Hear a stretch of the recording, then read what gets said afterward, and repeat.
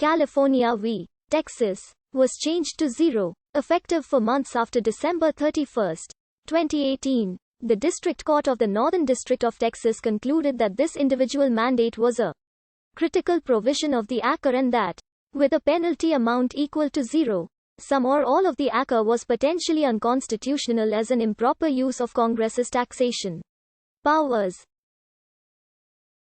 Under the Donald Trump administration, the federal government had declined to challenge the lower court ruling, leading California and several other states to intervene and appeal the ruling, which the Fifth Circuit Court of Appeals granted.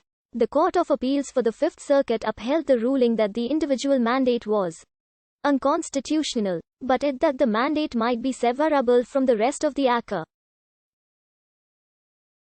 Both California and Texas petitioned review of the Fifth's decision to the Supreme Court.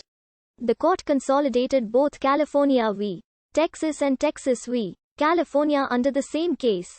In a 7-2 decision issued on June 17, 2021, the Supreme Court ruled that Texas and other states that initially challenged the individual mandate did not have standing, as they had not shown past or future injury related to the provision. The Supreme Court otherwise did not rule on the constitutionality of the individual mandate in this case. The ACA was passed in 2010 under Democratic leadership in both houses of Congress and signed by President Barack Obama. Among much of its provisions, it provided programs for states to provide free or low-cost health insurance to low-income residents through programs like Medicare and Medicaid. ACA encouraged all Americans to have health insurance and as part of this, created an income tax penalty for those that did not have health insurance, otherwise known as the individual mandate. Passage of the ACA was controversial, and remained an issue that was divided along political lines, with Democrats seeing the law as promoting the public good and Republicans seeing it as a tax burden. The law had been challenged in courts multiple times, with the Supreme Court having seen 2 cases previously. Notably, in 2012, the court ruled 5-4 in National Federation of Independent Business v. Sebelius that the individual mandate was constitutional as a granted power of Congress under the Taxing and Spending Clause. In 2016, the Republican Party held control of both the House and Senate and gained control of the executive branch with the election of President Donald Trump. Trump had campaigned on the promise of replacing the ACA once in office, and repealing the law was one of the early targets of the Republicans. But early efforts failed by mid-2017 due to in-party disputes. Specifically, the deciding vote, which was to come from Senator John McCain, was denied the Republican Party due to the fact that a promised replacement plan was not forthcoming. By December 2017, President Trump signed into law a large tax relief bill, the Tax Cuts and Jobs Act of 2017. Among many other tax cuts, the act eliminated the individual mandate requirement from the ACA by reducing penalty amount related to the required amount of health coverage to $0 starting in 2019.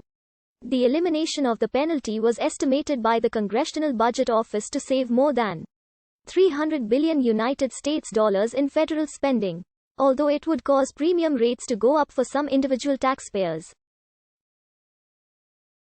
Political commentators recognize that the removal of the individual mandate penalty was a partial victory for the Republicans who were trying to repeal the ACA. In February 2018, Texas led 19 other states in a federal lawsuit in the United States District Court for the Northern District of Texas challenging the constitutionality of the ACA following the removal of the individual mandate from the Internal Revenue Code.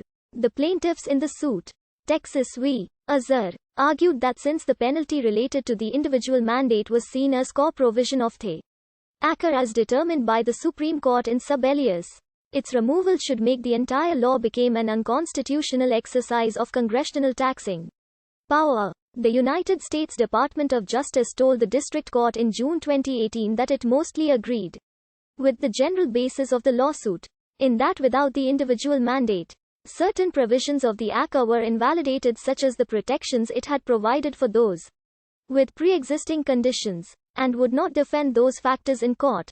However, the Justice Department still believed certain provisions of the ACCA were valid. On December 14, 2018, District Judge Reed O'Connor released his opinion on the case, affirming that without the individual mandate, the whole of the ACCA was unconstitutional, going farther than the Justice Department had even indicated. O'Connor wrote that the individual mandate can no longer be fairly read as an exercise of Congress's tax power and is still impermissible under the Interstate Commerce Clause, meaning the individual